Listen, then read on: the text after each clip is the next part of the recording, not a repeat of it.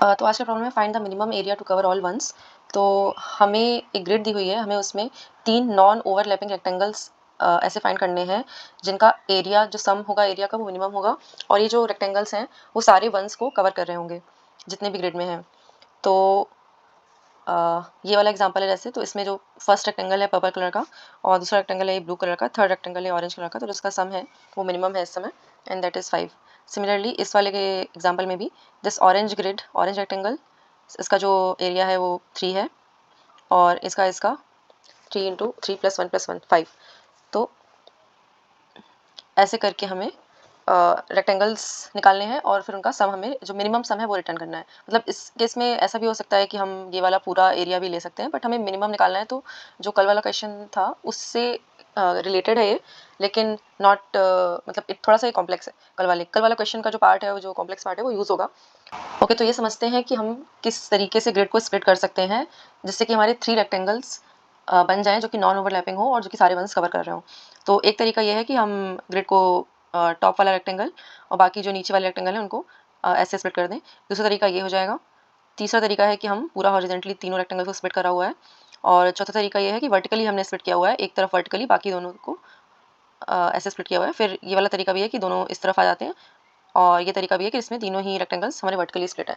तो जो ये फर्स्ट एग्जांपल है, ये हमारा ये लास्ट वाले इसका एग्जांपल है। तो तीनों ही जो रेक्टेंगल हैं वो वर्टिकली स्प्लिट हैं, 1 2 3। और जो ये वाला एग्जांपल है वो इस वाले एग्जांपल का पार्ट है। तो ऊपर वाला एक रेक्टेंगल है और नीचे 2 रेक्टेंगल है, तो ऊपर एक रेक्टेंगल है नीचे 2 रेक्टेंगल है। तो ऐसा ज़रूरी नहीं है कि हमें पूरी ग्रिड कवर करनी है। दिस इज़ जस्ट फॉर समझने के पर्पज़ से कि किस तरीके से स्प्लिट हो रहा है। जैसे इस एग्जांपल में पूरी ग्रिड कवर नहीं हो रही है, हमें बस ये देखना है कि हाँ, ऊपर एक हॉरिजॉन्टल एरिया आएगा और फिर नीचे वाली ग्रिड में, तो ये ऐसा ज़रूरी नहीं है कि ये दोनों यहाँ पे हों। मे बी ग्रिड के बहुत नीचे वाले पार्ट में भी हो सकते हैं, मे बी लास्ट रो हो, बहुत बड़ी ग्रिड है, लेकिन वो दोनों चीज़ें, वो दोनों पार्ट वर्टिकली सेपरेटेड होंगे। तो इस तरीके से हम इस इन 6 तरीके से ग्रिड को स्प्लिट कर सकते हैं। ग्रिड को स्प्लिट करने का कोई और तरीका नहीं है, तो हम लोग ये परम्यूटेशन कॉम्बिनेशन बना के देख सकते हैं खुद से भी, और पता कर सकते हैं कि like these are the only 6 ways to split grid in 3 rectangles, जिससे कि हमारा आंसर भी मिल जाए। तो अभी हमें बेसिकली ये सारे ही जो केसेस हैं इनको सबको कवर करना है, और इन सारे केसेस में एरिया निकाल के देखना है, और जिसका एरिया मिनिमम, जो आंसर मिनिमम होगा हमारा, वही आंसर हमारा हम रिटर्न करेंगे सॉल्यूशन पे। तो अब शुरू करते हैं। तो I'll actually copy the code so that it will be easy for me to make you understand. रोज़ के अलॉन्ग स्प्लिट करने वाला केस देख लेते हैं यहाँ पे। तो एक लूप चलाया हमने, जो कि फर्स्ट रो से कट करना शुरू करेंगे लास्ट रो तक हम लोग, और उस लूप में टॉप रेक्ट जो है वो ऊपर वाले जो भी हमारा रेक्टेंगल होगा उसको, जो हॉरिजॉन्टल रेक्टेंगल है उसको, उसका एरिया हम लोग निकालेंगे। और जो गेट बाउंडिंग बॉक्स एरिया है, ये कल वाला जो इसका जो वर्जन है था 3195 find the minimum area to cover all ones, first part, उससे हम लोग एरिया निकालेंगे। तो दिस इज़ नथिंग बट कि एक ग्रिड दी हुई है और हमें उसके डायमेंशन अगर दिए हुए हैं कि ये चारों कोनों में से हमें मिनिमम एरिया निकालना है जिसमें सारे वंस इंक्लूडेड हों। तो ये वही काम कर रहा है गेट बाउंडिंग बॉक्स।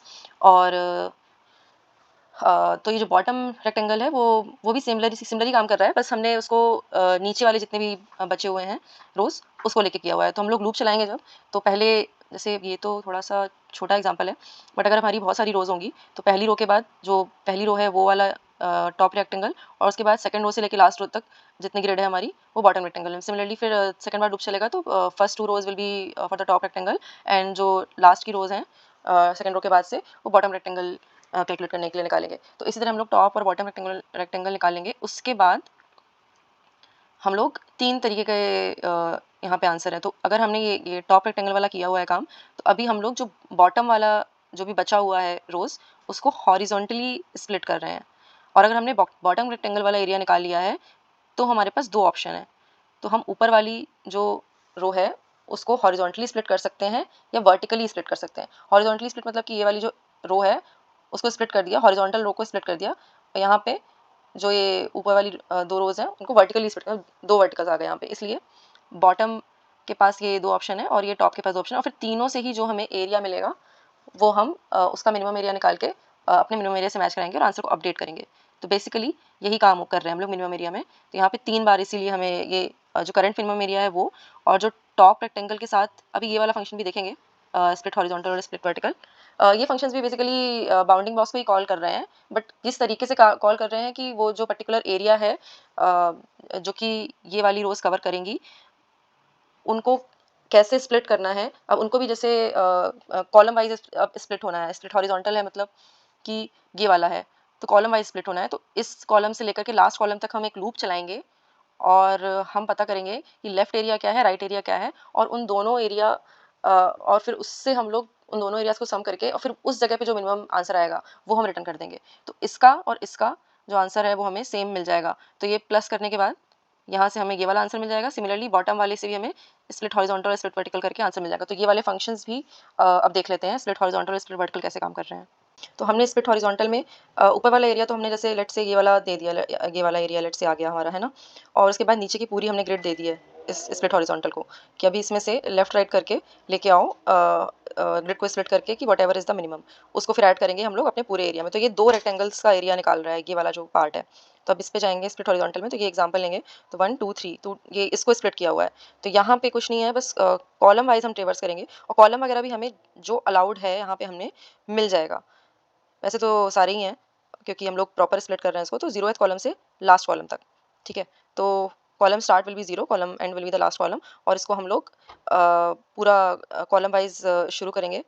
पहले कॉलम से शुरू करेंगे क्योंकि of course we need 1 column at least start करने के लिए। तो यहाँ से शुरू करेंगे, एंड तक जाएंगे और हम एरियाज 2 एरियाज निकालते रहेंगे, एक लेफ्ट एरिया एक राइट एरिया। अब सिमिलरली जो गेट बाउंडिंग बॉक्स एरिया है ये इस ग्रिड में इन दिए गए 4 चीज़ों से स्टार्ट एंड और उससे कॉलम से ये हमारा एरिया निकाल के दे रहा है कि वो एरिया जिसमें 1 हो कॉर्नर में, कॉर्नर्स जो भी जिस जिस एरिया पे 1 बन रहा है पूरा मिला के, और जिसका एरिया मिनिमम भी हो।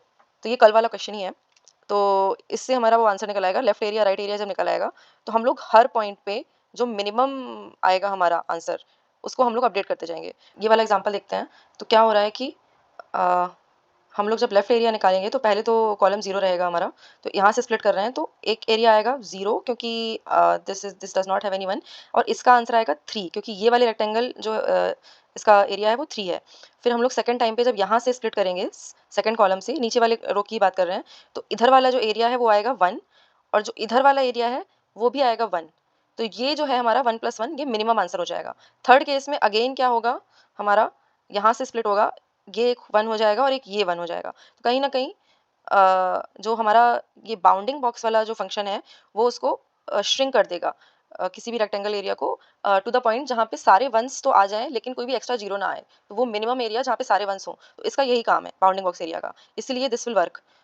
तो ये वाला और ये वाला जो एरिया है ये निकाल लेंगे और इनमें फिर इस दोनों का सम जो है वो हम लोग हर बार लेते चलेंगे। तो हमें जो हॉरिजॉन्टल स्प्लिट करने पे जो मिनिमम एरिया मिलना मिलना चाहिए वो हम इस फंक्शन के थ्रू रिटर्न कर देंगे। सिमिलरली हम लोग स्प्लिट वर्टिकल में भी सेम चीज़ ही अप्लाई कर रहे हैं। जो हमें मिनिमम एरिया मिलेगा टॉप एरिया और बॉटम एरिया में वो हम इस पे रिटर्न कर देंगे। तो ऐसे करके हमारा split horizontal split vertical function काम करेगा। तो ये वाला तो एक केस हो गया कि हम लोग रोज़ के अलॉन्ग स्प्लिट करने का कोशिश कर रहे हैं कि पहली रो में स्प्लिट कर दिया और फिर दूसरी रो में हॉरिजॉन्टली या वर्टिकली स्प्लिट कर दिया। और इसी की तरह हमें वर्टिकल वाला केस भी देखना पड़ेगा, कॉलम्स के अलॉन्ग जो स्प्लिट करने वाला, उसका भी मैं अभी फंक्शन लिखती हूँ। ओके, तो कॉलम्स के अलॉन्ग भी हमें सेम ही स्प्लिट करना है। तो उसमें हम लोग टॉप रो और बॉटम रो को सेपरेट कर रहे थे। टॉप एक रेक्टेंगल निकाल रहे थे, फिर बॉटम रेक्टेंगल निकाल रहे, इसमें हमें सिमिलरली लेफ्ट और राइट रेक्टेंगल निकालना है। और फिर सेम ही करना है। जो लेफ्ट रेक्टेंगल के साथ अगर हम वर्टिकली स्प्लिट करेंगे तो वो एरिया जो 2 रेक्टेंगल्स आएंगे उनका क्या होगा, और राइट रेक्टेंगल के साथ हम एक बार वर्टिकली स्प्लिट कर सकते हैं और एक बार हॉरिजॉन्टली स्प्लिट कर सकते हैं। तो ये वाले जो चीज़ें हैं कि वर्टिकल स्प्लिट में लेफ्ट रेक्टेंगल के साथ एक बार हमने ये वर्टिकली स्प्लिट कर दिया है, राइट रेक्टेंगल के साथ इस वाले रेक्टेंगल के साथ एक बार ये वर्टिकली स्प्लिट किया है और एक बार ये हॉरिजॉन्टली स्प्लिट किया है, हॉरिजॉन्टल रो को स्प्लिट किया है। तो ये हमारे 3 केसेस यहाँ पे कवर हो जाएंगे। ओके, तो हमने ये 6 केसेस सारे कवर कर लिए हैं। तो पहला तो ये रोज़ के अलॉन्ग स्प्लिट करके, फिर कॉलम्स के अलॉन्ग स्प्लिट करके भी जो हमारे केसेस बनेंगे पॉसिबल। उसके बाद एंड में हम मेन एरिया को जो आएगा फाइनल आंसर उसको रिटर्न कर देंगे। तो हमारा जो सॉल्यूशन है वो पूरा हो जाएगा। तो इसको आप सबमिट कर लेते हैं।